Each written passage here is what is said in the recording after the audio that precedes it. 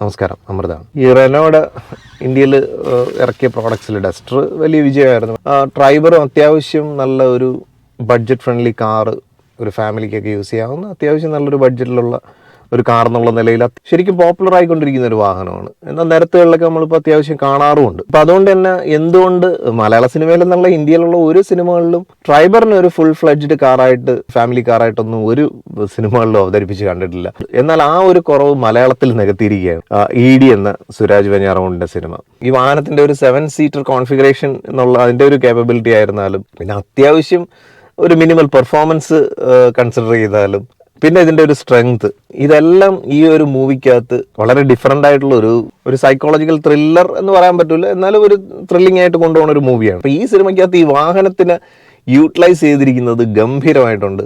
ഈ വാഹനം വെച്ചിട്ടുള്ള ഒരു പെർഫോമൻസ് ആണ്, പക്ഷെ ആ ഒരൊറ്റ സീൻ ക്യാപ്ചർ ചെയ്തിരിക്കുന്നത് കുറച്ച് ലെങ്തിയാണ്, കുറച്ച് സ്റ്റൺസ് ഒക്കെയാണ്.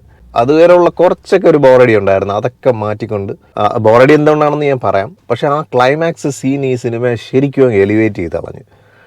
ഒന്ന് ആ സിറ്റുവേഷനിലായിരുന്നാലും, വെറുതെ അങ്ങനെ ഒരു സിറ്റുവേഷൻ ഉണ്ടാക്കുന്നതല്ല, ഒരു കഥയുമായിട്ട് ബന്ധപ്പെട്ട് അല്ലെങ്കിൽ ആ ഒരു സന്ദർഭമായിട്ടൊക്കെ ബന്ധപ്പെട്ട് വരുന്ന ഒരു സ്റ്റൺസാണ്. ആ ഒരു ക്ലൈമാക്സ് രംഗം ചിത്രീകരിക്കുന്നതിൽ ട്രൈബറിനെ യൂസ് ചെയ്തിരിക്കുന്നത് ഹാറ്റ്സ് ഓഫ്, അടിപൊളിയായിട്ടുണ്ട്.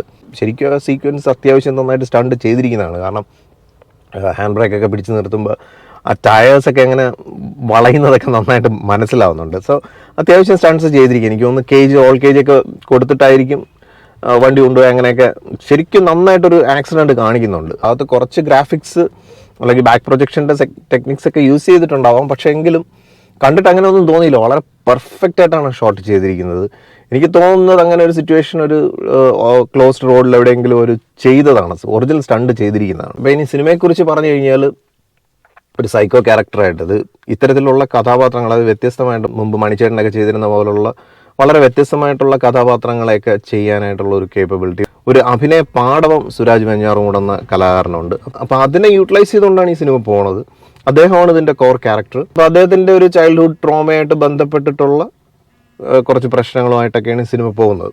പക്ഷേ അതിലെവിടെയൊക്കെ വെച്ച് ആ ഒരു ക്യാരക്ടറിന് ഇദ്ദേഹത്തിന് ഒരു ചെറിയൊരു അപകടം പറ്റി, പറഞ്ഞ സ്പോയിലറായി പോവും. പക്ഷെ അവിടെ മുതൽ ഇദ്ദേഹത്തിൻ്റെ ഒരു മാനറിസത്തിലൊരു മാറ്റം വരുമ്പോൾ, അപ്പോൾ അവിടെ വെച്ച് കുറച്ച് ഭാഗത്തേക്ക് സെക്കൻഡ് ഹാഫിലാണെന്ന് എനിക്ക് തോന്നുന്നു. സെക്കൻഡ് ഹാഫിൽ കുറച്ച് ദൂരം ഇദ്ദേഹം ഹോസ്പിറ്റലൈസ്ഡ് ആയിട്ട് വരുന്ന കുറച്ച് രംഗങ്ങളൊക്കെ ഉണ്ട്. കംപ്ലീറ്റ് ആയിട്ട് നോൺ ലീനിയർ ആയിട്ടാണ് സിനിമ പറഞ്ഞു പോകുന്നത്. അതുകൊണ്ട് അത് അത്രത്തോളം ബോറടിപ്പിച്ചില്ല. പക്ഷേ എങ്കിലും അദ്ദേഹത്തിൻ്റെ ആ ഒരു ഫുൾ ത്രോട്ടിൽ നിന്ന് അഭിനയിക്കുന്ന ആ ഒരു ഭാഗത്ത് നിന്ന് ഇദ്ദേഹം ഒന്ന് സ്വിച്ചായി ആശുപത്രിയിലായി പോകുമ്പോഴത്തേക്ക് അദ്ദേഹത്തിൻ്റെ ഒരു റോള് കഴിഞ്ഞിട്ട് പിന്നെ കുറെ കഥാപാത്രങ്ങൾ ഇതിനകത്ത് അവരാണ് കുറച്ച് ദൂരം ഈ സിനിമയെ കൊണ്ടുപോകേണ്ടത്. അവിടെ കുറച്ച് വലിച്ചിലും, അല്ലെങ്കിൽ ആ സുരാജ് വെഞ്ഞാറമൂട് ചെയ്ത കഥാപാത്രത്തിന് കിട്ടാതിരിക്കുമ്പോൾ ഉള്ള ഒരു കുറവ് ആ ഭാഗത്തൊക്കെ ഫീൽ ചെയ്തിരുന്നു.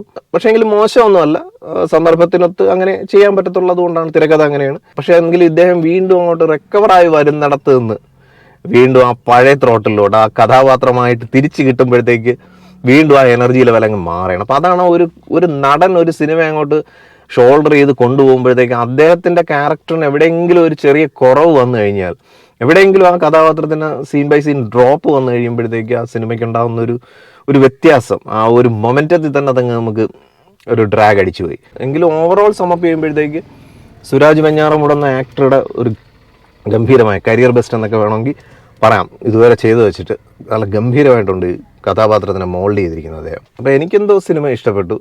സിനിമ ഭയങ്കര കൺവിൻസിങ് ആണ്. പിന്നെ ഈ ഒരു ട്രൈബറിൻ്റെ സ്റ്റണ്ട് സീക്വൻസ് കൊണ്ട് ഞാൻ ശരിക്കും ഞെട്ടിപ്പോയി. അപ്പോൾ അതും എല്ലാം കൂടെ കൺസിഡർ ചെയ്യുമ്പോഴത്തേക്ക് ഓവറോൾ ഞാൻ ഈ ഒരു മൂവിക്ക് ഔട്ട് ഓഫ് 10. പിന്നെ എടുത്തു പറയേണ്ടത് ഇതിൻ്റെ ബാക്ക്ഗ്രൗണ്ട് സ്കോർ.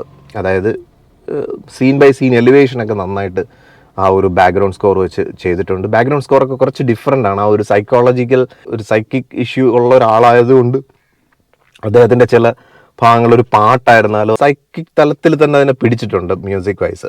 അതൊക്കെ നല്ല രസമുണ്ടായിരുന്നു. അപ്പോൾ അതുകൊണ്ട് തന്നെ ആ ഒരു തിയേറ്ററിക്കൽ എക്സ്പീരിയൻസ് ഒക്കെ കിട്ടി. ഞാൻ ഈ ഒരു മൂവിക്ക് ഔട്ട് ഓഫ് 10 9 റേറ്റ് ചെയ്യുന്നു. മറ്റൊരു സിനിമ വിശേഷമായിട്ട് നമുക്ക് വീണ്ടും കാണാം. Thank you for watching. Thank you for supporting me.